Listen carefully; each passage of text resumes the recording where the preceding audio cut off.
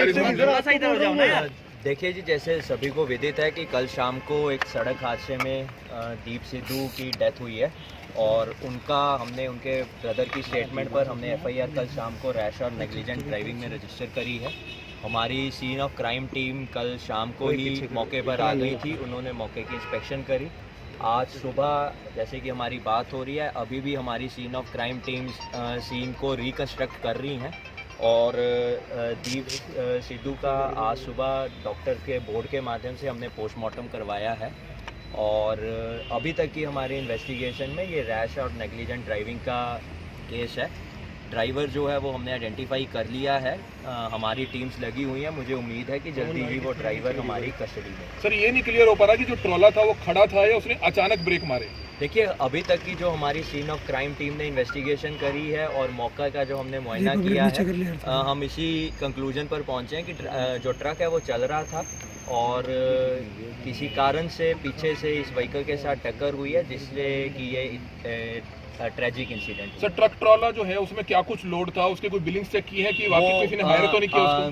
Truck का जो owner है वो आइडेंटिफाई कर लिया गया है और उनसे भी हमारी टीम्स उनको आइडेंटिफाई करके पूछताछ करेंगी और ड्राइवर के लिए हमारी टीम्स एफर्ट्स कर रही हैं और कोशिश करेंगे कि जल्दी ही उसको। कहीं जानकार जो है साजिश का कह रहे हैं कि साजिश हो सकती है, कोई इस मामले में हत्या हो सकती है। देखिए, अभी तक हमारी जो डॉक्टर्स ने उनको ट्रीट किया है, डॉक्टर्स ने जिन्होंने पोस्टमार्टम किया है, उनसे जो भी हमारी बातचीत हुई है और जो भी सीन ऑफ क्राइम टीम ने मौके का निरीक्षण किया है और हमारी इन्वेस्टिगेशन हुई है, जो उनकी को पैसेंजर थी उनसे जो हमारी बातचीत हुई है, तो ये प्राइमा फेसाई रैश और नेग्लिजेंट ड्राइविंग का ही केस है। सर, जो को पैसेंजर थी उनका क्या नाम है? को पैसेंजर का उनका नाम वैसे रीना कहते हैं उनकी हमने स्टेटमेंट रिकॉर्ड करी है, वीडियोग्राफ भी करी है। उन्होंने क्या बताया? उन्होंने यही बताया है कि हम ट्रैवल कर रहे थे और वो यूएस से वापस आई थी 13 तारीख को, जेट लैग था तो इसलिए वो गाड़ी में डोज ऑफ कर गई थी थोड़ी देर के लिए और जैसे ही उन्होंने ये इम्पैक्ट हुआ, उन्होंने दीप सिद्धू की आवाज़ सुनी और ये इम्पैक्ट हुआ और उसके बाद उनको एम्बुलेंस के माध्यम से हॉस्पिटल। अभी हमारी टीम उनसे पूछताछ कर रही है क्योंकि उनका ट्रीटमेंट प्राइमरी कंसर्न था, तो उसकी पूछताछ के बाद जो भी आएगा। तो पोस्टमार्टम डॉक्टरों के बोर्ड द्वारा करवाया गया? हमने 3 डॉक्टर्स के बोर्ड से। तो बॉडी रवाना कर दिया परिवार? बॉडी हमने पोस्टमार्टम के उपरांत परिवार को हैंडओवर कर दी है और परिवार उनको क्रिमेशन करने के लिए पंजाब के लिए निकल चुके हैं। उनके साथ जैसे बता रहे हैं, क्या लगता है ड्रिंक की हुई थी? देखिए, मैं बिना डॉक्टर्स की रिपोर्ट के ये क्लियर नहीं कर पाऊंगा। हमें शराब की एक आधी बोतल ज़रूर मिली है, लेकिन कंक्लूड मैं डॉक्टर्स की रिपोर्ट जो एफएसएल से प्राप्त होगी उसके बाद ही क्लियर। तो कब तक आएगी ये रिपोर्ट, कब तक आने का चांस है? हम कोशिश करेंगे जल्दी से जल्दी। सर, जो एफआईआर दर्ज हुई है वो किन किन धाराओं के तहत क्या दर्ज किया है? मैंने पहले बताया 279 304 में दर्ज की है अननोन ट्रक ड्राइवर के खिलाफ, जिसका ट्रक वहाँ मौके पर ही हमें खड़ा मिला था। देखिए, उनका हमने ट्रीटमेंट चल रहा है और उनके टेस्ट वगैरह चल रहे हैं, तो उसकी जो भी रिपोर्ट्स आएंगी हम will take it that in investigation. वो कहाँ पर है जी? उनका दिल्ली में ट्रीटमेंट चल रहा है, तो वो वहाँ पर उपचाराधीन है और हमारी टीम्स उनके पास भी गई हुई हैं उनसे पूछताछ करने, उनकी स्टेटमेंट रिकॉर्ड करने और जैसे उनकी स्टेटमेंट आई। अमेरिका के सिटीजन है वो? उनके पास अमेरिका का इशूड पासपोर्ट है और भारत का OCI कार्ड। क्या मामला दर्ज हुआ और क्या बयान उन्होंने दिया? बयान उन्होंने यही दिया है कि उनको उनके परिवार को पता चला कि दीप सिद्धू की एक सड़क हादसे में मृत्यु हो गई है।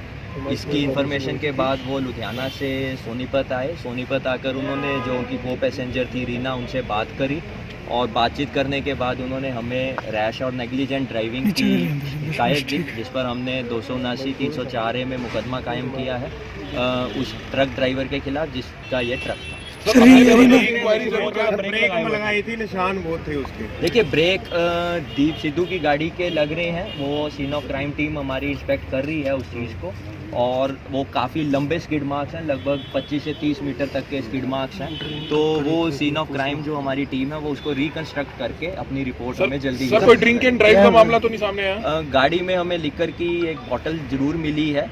इनका डिसीज़ का हमने विसरा और बाकी चीज़ें ली हैं, ब्लड सैंपल्स लिए हैं, वो एफएसएल भेजे जाएंगे, उसके बाद ही हम इस कंक्लूजन की बोतल यूज है। हमें कोई स्मेल नहीं आई। एक सवाल का एक ही बारी में जवाब दे सकता हूँ। रेस्क्यू टीम कह रही थी हमें कोई स्मेल नहीं आई। देखिए, वो रेस्क्यू टीम ऑफिशियल वर्जन नहीं हो सकती, ऑफिशियल वर्जन जो एफएसएल की रिपोर्ट आएगी और डॉक्टर्स की जो फाइनल रिपोर्ट आएगी उसी के सर बाद लिकर बोतल यूज्ड है या पोस्टमार्टम फिर रिपोर्ट अभी वो तक पार्शियली यूज्ड है। सर एसपी पोस्टमार्टम साहब, रिपोर्ट में एसपी साहब, वाहन जो है वो काफी चलते हैं लेकिन लाइटें बंद है, दुर्घटना लिखा का जाएगा कारण- देखिए ये हमारी एक इन्वेस्टिगेशन का विषय है। इसको हम हमने अपने पॉइंट्स ऑफ इन्वेस्टिगेशन बनाए हैं, उसमें हम HSID से और KMP की जो मैनेजमेंट है उनसे भी ये क्वेश्चन पूछेंगे कि उस समय लाइट्स बंद थी या चल रही थी या कोई कट था या क्या था।